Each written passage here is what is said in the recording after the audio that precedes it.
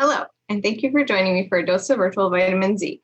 My name is Sandy, and I'm an education specialist for the Detroit Zoological Society, where we celebrate and save wildlife every day. So, did you get a chance to think about the question in the description? What do bears and monarch butterflies have in common? It's something different than they both share the letter B to start their names, butterflies and bears. It actually has to do with how they deal with the cold weather.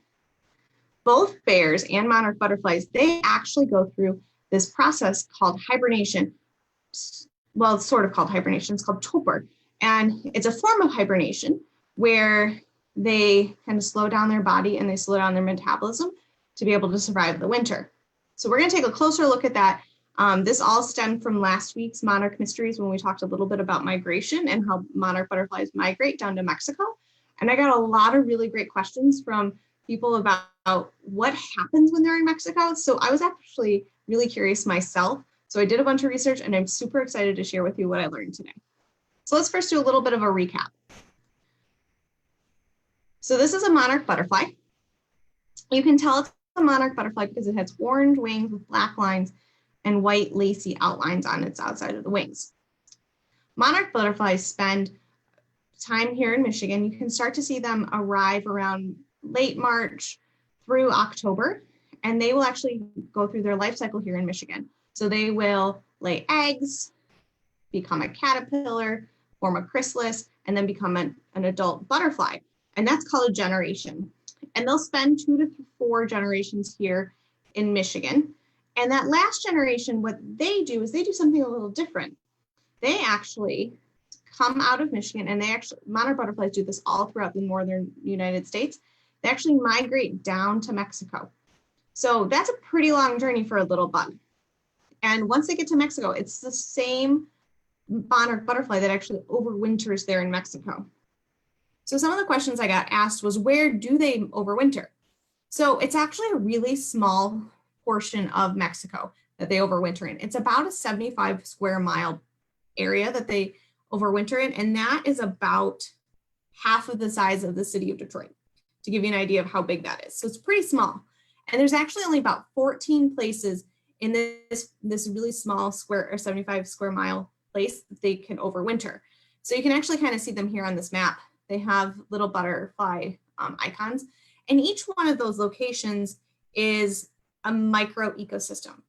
So an ecosystem is the combination of living and non-living things in an area, and it's kind of grouped by like items. So each one of these areas where the butterflies overwinter, it's a little bit different than the areas around it.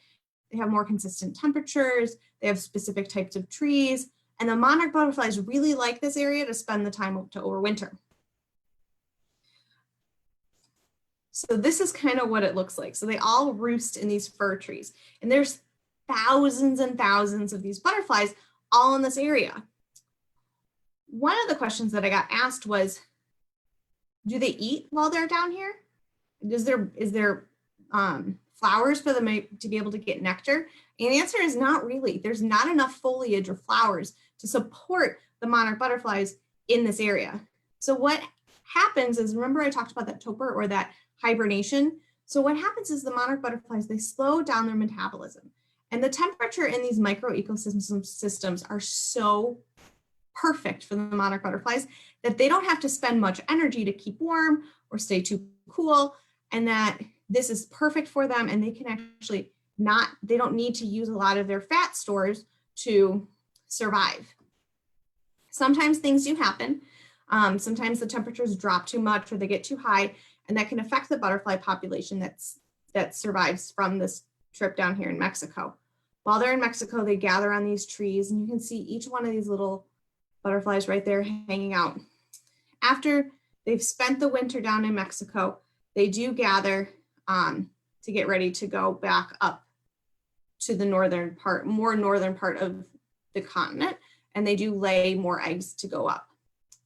So remember when I talked about that temperature regulation and the fact that their metabolism slows down? That is actually what helps them survive situations like this. Sometimes temperatures do get crazy and they drop really low and they may get some snow.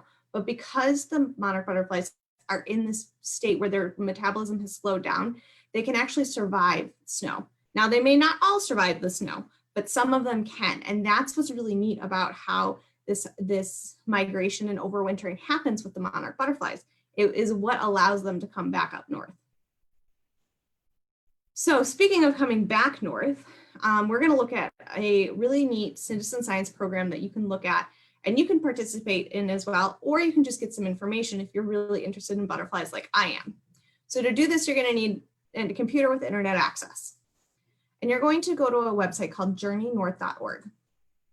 And this website has a lot of really cool citizen science programs about birds and bugs that migrate.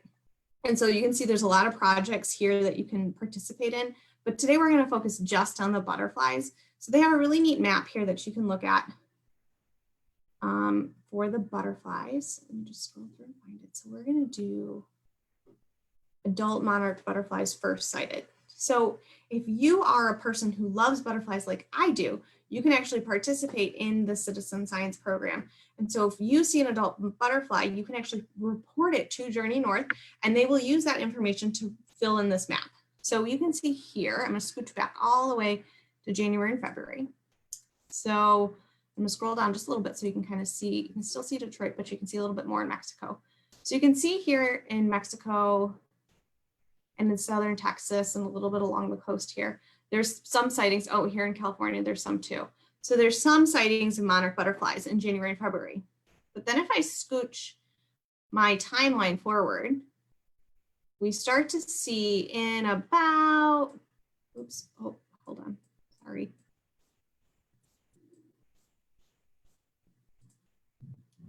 March 1st, you can start to see more sightings. So each one of these little dots is a sighting. So as you go, as the time goes forward, you can see that the monarch butterflies are coming more and more north. And I start to get excited around May 2nd this year. I had a little bit of a party because the first sighting was in Detroit, which is always really exciting. And so this is a really neat data set that you can do. You can go through and you can kind of see where the monarch butterflies are. And you can also use it to get an idea of where they are and when they're coming, and maybe you throw a little party yourself too.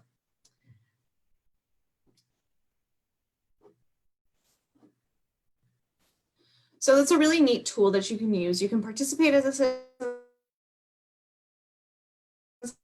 scientist, or you can use it just to gather some information. There's a lot of really great information on Journey North about monarch butterflies and other migrating animals. So it's a really great resource if you want to find out more. Thanks so much for joining me for a dose of virtual vitamin Z. If you'd like to see more, go ahead and head to the DetroitZoo.org under education for more information. Have a great day. Bye.